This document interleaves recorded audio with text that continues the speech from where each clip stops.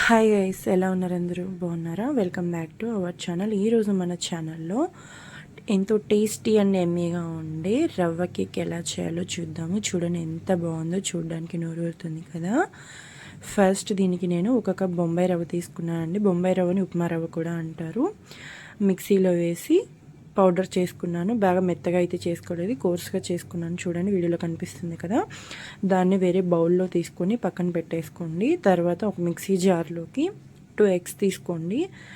2 eggs బదులు మీరు పెరుగైనా వేసుకోవచ్చు. 1 కప్పు రవ్వకి అరకప్పు పెరుగు అయితే సరిపోతుంది. తర్వాత రిఫైన్డ్ ఆయిల్ 1/2 కప్పు వేసుకోండి.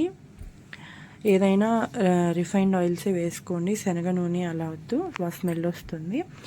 అలాగే ఏ కప్తో అయితే మెజర్ తీసుకున్నారు ఉప్మా రవ్వ, దాంట్లో మనం 1/4 కప్పు పంచదార వేసుకోవాలండి. మొత్తం బ్లెండ్ చేసుకోండి. బ్లెండ్ చేసుకున్న తర్వాత 2 టేబుల్ స్పూన్ మైదా వేసుకోండి. అది కూడా బాగా బ్లెండ్ చేసుకోవాలి. స్మెల్ రాకుండా ఉండడానికి కొంచెం వెనిలా ఎసెన్స్ వేసుకున్నాను. మొత్తం బ్లెండ్ చేసుకున్న తర్వాత అది మొత్తం ఇందాక పక్కన తీసి పెట్టుకున్న ఉప్మా రవ్వలోకి వేసేసుకోండి. వేసుకొని బాగా కలపండి. లాస్ట్లో మనము బేకింగ్ సోడా, బేకింగ్ పౌడర్ వేయాలి. Baking powder 1 teaspoon, 1/2 teaspoon baking soda, అలాగే చిటికెడంత ఉప్పు వేసుకొని బాగా కలుపుకోండి. మనకి పాలు అనేది ఇంతని క్వాంటిటీ ఉండదండి. మనకి రిబ్బన్ కన్సిస్టెన్సీ తెలుసు కదా, మన కేక్ ఎలా అయితే కలుపుకుంటామో చూపిస్తాను చూడండి. అలా కలుపుకోవాలన్నమాట.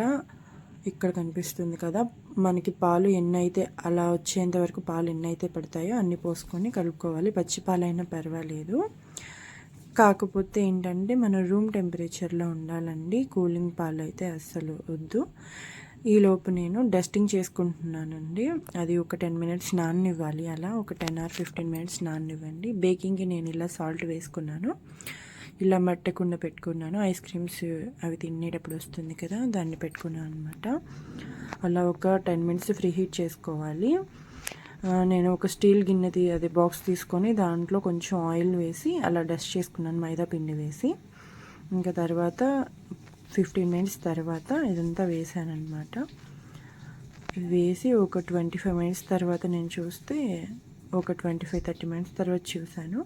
ఒక 5 మినిట్స్ అయితే మనకి కేక్ రెడీ అయిపోతుంది. ఆల్మోస్ట్ దగ్గరకు వచ్చేసింది అనమాట.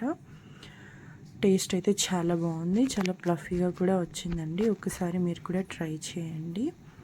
ట్రై చేసి టేస్ట్ ఎలా ఉందో కూడా కామెంట్ చేయండి. మా ఛానల్ని సబ్స్క్రైబ్ చేసుకొని సపోర్ట్ చేయండి ఫ్రెండ్స్, ప్లీజ్. చూడండి, కట్ చేసి చూపిస్తారు. చాలా బాగుంది ఫ్రెండ్స్ కేక్ అయితే.